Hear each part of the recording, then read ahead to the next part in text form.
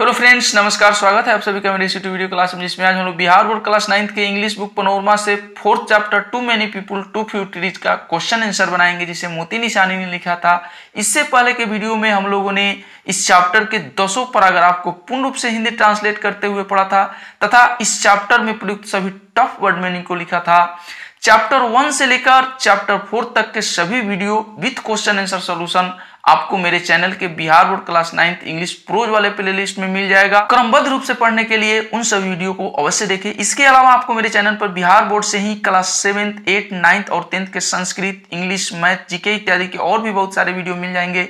आवश्यकता अनुसार उन्हें भी अवश्य देखें। अब ज्यादा समय नहीं लेते हुए इस 4th chapter too many people too few trees के सीधे सभी क्वेश्चन आंसर जैसे true false, short question, long question सभी को हिंदी ट्रांसलेट करते हुए बनाना प्रारंभ करते हैं। जिसमें पेज 31 में इस लाल बॉक्स में ट्रू फॉल वाले 5 क्वेश्चन दिए हुए हैं, जिसमें लिखा है write T for true and F for false statement, यानी सत्य कथन के लिए टी तथा असत्य कथन के लिए एफ लिखें। जिसमें फर्स्ट क्वेश्चन है throughout most of human existence the number of birth was silently higher than the number of death, यानी अधिकांश मानव अस्तित्व के दौरान जन्म की संख्या मृत्यु की संख्या से थोड़ी अधिक थी। तो हाँ, यह ट्रू स्टेटमेंट है, यहां लिखेंगे टी। उसके बाद सेकंड क्वेश्चन है more people will be need even less food than they need now, यानी अधिकांश लोगों को अभी की आवश्यकता से भी कम भोजन की आवश्यकता होगी।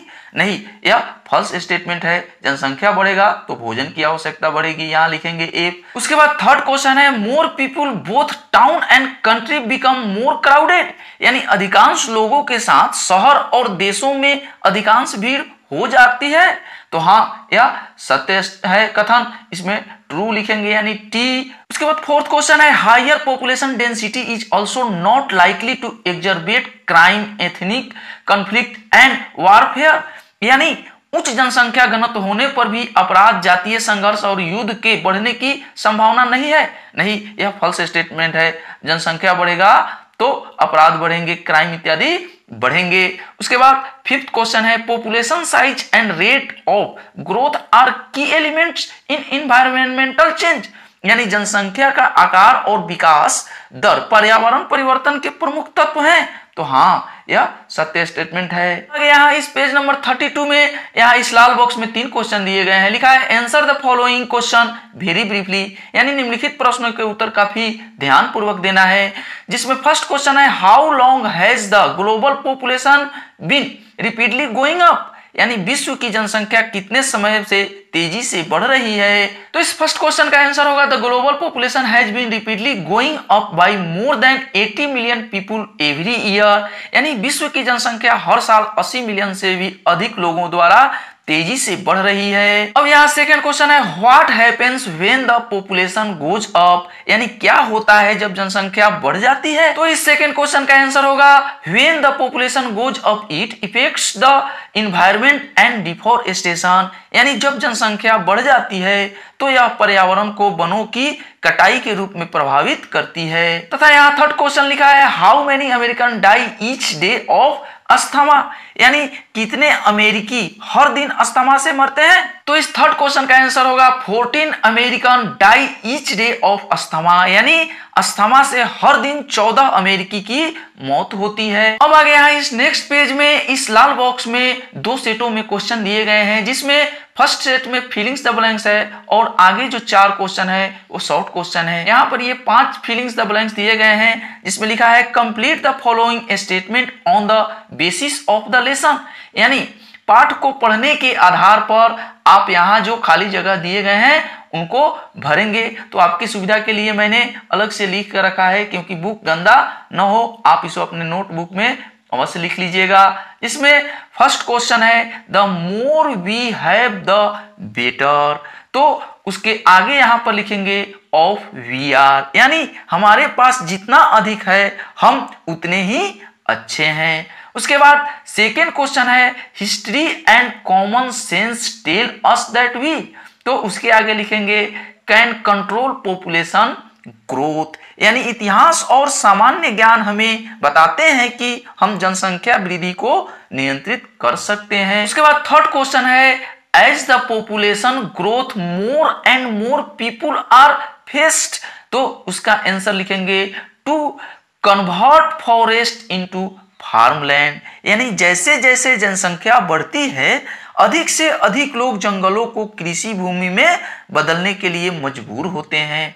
उसके बाद फोर्थ क्वेश्चन है जिसमें लिखा है forest covered around 40% of the earth, उसके आगे लिखेंगे टोटल लैंड एरिया, यानी वन पृथ्वी के कुल भूमि क्षेत्र के लगभग 40% पर फैला हुआ है। उसके बाद इस फिलिंग्स द ब्लैंक्स में ही यह पांचवा क्वेश्चन है जिसमें लिख रहा है ह्यूमैनिटी कैन कंटिन्यू टू अस्तित्व fail trees cross it's finger and, तो उसमें लिखेंगे होप फॉर द बेस्ट, यानी मानवता पेड़ को काटना जारी रख सकती है तथा इसे बर्बाद करके अच्छाई की आशा कर सकती है, तो नहीं, यह संभव नहीं है।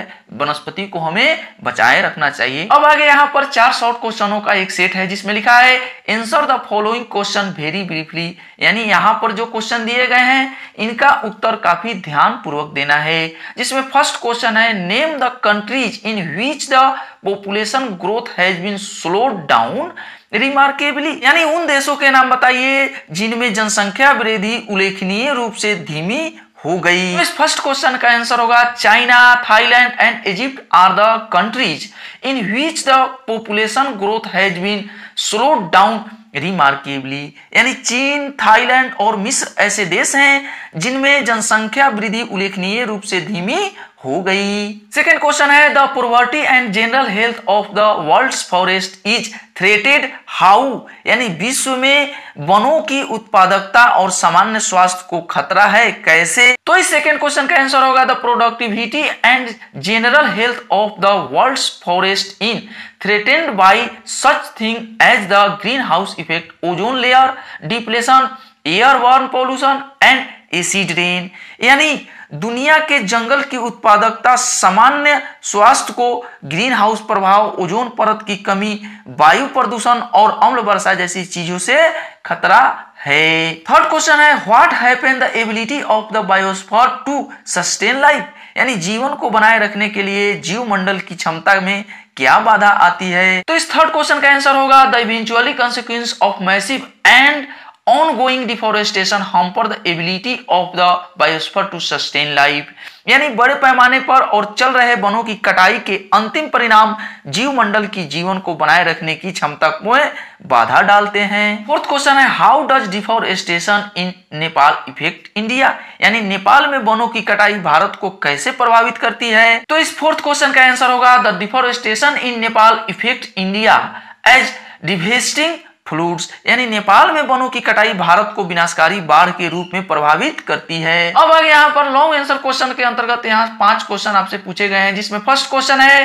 Why have human population always been in flux, यानी मानव आबादी हमेशा प्रवाह में क्यों रही है, तो इस फर्स्ट क्वेश्चन का आंसर होगा human population have always been in flux because every day some people die while others are born. Throughout most of human existence, the number of birth in higher than the number of death. अब आगे second question है what does the writer mean by reproductive age? How does population reach this age? यानी प्रजनन आयु से लेखक का क्या तात्पर्य है, लोग इस उम्र तक कैसे पहुंचते हैं। इस सेकंड क्वेश्चन का आंसर होगा writer means by reproductive age that human get capacity to reproduce with advance in nutrition, sanitation and health.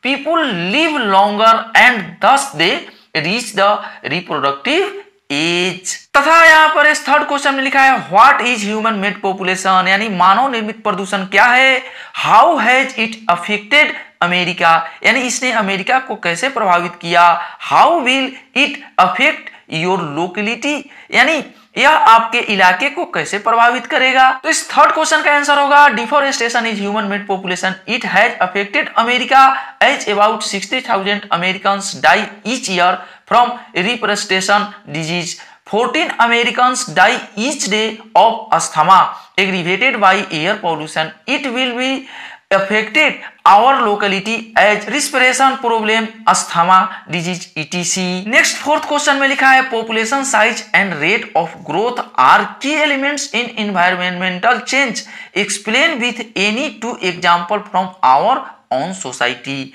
यानी जनसंख्या का आकार और विकास दर पर पर्यावरण परिवर्तन के प्रमुख तत्व हैं, अपने समाज के किन्हीं दो उदाहरणों द्वारा स्पष्ट कीजिए। तो इस फोर्थ क्वेश्चन का आंसर होगा in fact population size and rate of growth are key elements in environmental change. When population will growth it will need more lands, shelters to live and more food to alive.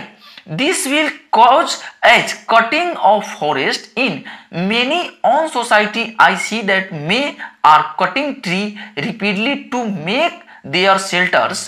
They demands many kinds of furnitures, houses, material etc. made by wood, which cause as environmental change. Environmental change causes as heavy rain, drought etc. which affected the human life. अब आ गया इस fifth question में पूछा गया how do countries like Germany, Switzerland, China, Thailand and Egypt manage to reverse और slow down population growth. What does reverse mean here, how has it been possible. यानी Germany, Switzerland, चीन, Thailand और मिस्र जैसे देश जनसंख्या वृद्धि को उलटने या धीमा करने में का प्रबंध कैसे करते हैं, यहाँ रिवर्स का क्या मतलब है या कैसे संभव है. तो इस फिफ्थ क्वेश्चन का आंसर होगा the countries like Germany, Switzerland, China, Thailand, Egypt manage to reverse और slow down population growth by applying these remarkable declines, modernisation, literacy, media campaigns, rapidly available family planning and contraceptive, equal economy, educational and legal opportunities for women. Reverse means here is that slow down population growth. It has been possible because they have been liking so far is the resolve to make use this knowledge. बच्चों आगे यहाँ पर इस page number 37 में translation दिया गया है जहां पर लिखा है translate the following sentence into English. यानी यहाँ पर जो 10 वाक्य दिए गए हैं इनको इंग्लिश में ट्रांसलेट करना है. तो इसको एक एक करके हम लोग ट्रांसलेट करते हैं. जिसमें फर्स्ट वाक्य है लिखा है तुम्हें माता पिता की आज्ञा माननी चाहिए. तो इसका ट्रांसलेशन होगा यू शुड ओबे योर पेरेंट्स. उसके बाद सेकेंड में लिखा है तुम यह ले सकते हो. तो इसका ट्रांसलेशन होगा यू मे टेक इट. उसके बाद थर्ड में लिखा है हमें सत्य बोलना चाहिए. तो इसका ट्रांसलेशन होगा we should speak the truth. उसके आगे फोर्थ में है सोनू परीक्षा में उत्तीर्ण हो सका. तो इसे ट्रांसलेट करेंगे होगा सोनू कुल पास इन द एग्जामिनेशन. उसके बाद पांचवा वाक्य है क्या तुम मेरी मदद कर सकते हो. तो इसका ट्रांसलेशन होगा मे यू हेल्प मी. उसके बाद 6 नंबर वाक्य है कह रहा है क्या आज वर्षा होगी. तो इसका ट्रांसलेशन होगा विल इट रेन टुडे. उसके बाद यहाँ 7 नंबर वाक्य है जिसमें कह रहा है उसे वहां जाने की जरूरत नहीं है. तो इसका ट्रांसलेशन होगा ही नीड नॉट गो देयर. उसके बाद 8वां नंबर वाक्य है क्या मैं आपकी मदद कर सकता हूं. तो इसका ट्रांसलेशन होगा मे आई हेल्प यू. उसके बाद 9वां नंबर वाक्य है हमें जल प्रदूषित नहीं करनी चाहिए. इसका ट्रांसलेशन होगा we should not pollute water. उसके बाद 10वां नंबर वाक्य है कह रहा है हम लोग कल बाढ़ पीड़ितों की सेवा करने जाएंगे. तो इसका ट्रांसलेशन होगा we shall go to serve flood victims tomorrow. तो बच्चों इस प्रकार से हम लोगों ने इस fourth chapter too many people too few trees के सभी 22 क्वेश्चन आंसर का सॉल्यूशन किया, ट्रांसलेशन बनाया तथा इसके पहले वाले पार्ट में हम लोगों ने चैप्टर रीडिंग किया था. अगर आपने वह वीडियो नहीं देखा है तो उसे भी अवश्य देख लें. तो अगर आपको मेरे द्वारा प्रस्तुत या क्वेश्चन आंसर सॉल्यूशन की वीडियो प्रस्तुति अच्छी लगी हो तो प्लीज मेरे इस चैनल को अवश्य सब्सक्राइब कर लें, नोटिफिकेशन बेल को ऑल पर अवश्य सिलेक्ट कर लें क्योंकि इसी तरह के बहुत सारे वीडियो आपको मेरे चैनल पर मिलता रहा है और मिलते रहेंगे. तो मिलते हैं नेक्स्ट वीडियो में, तब तक के लिए नमस्कार.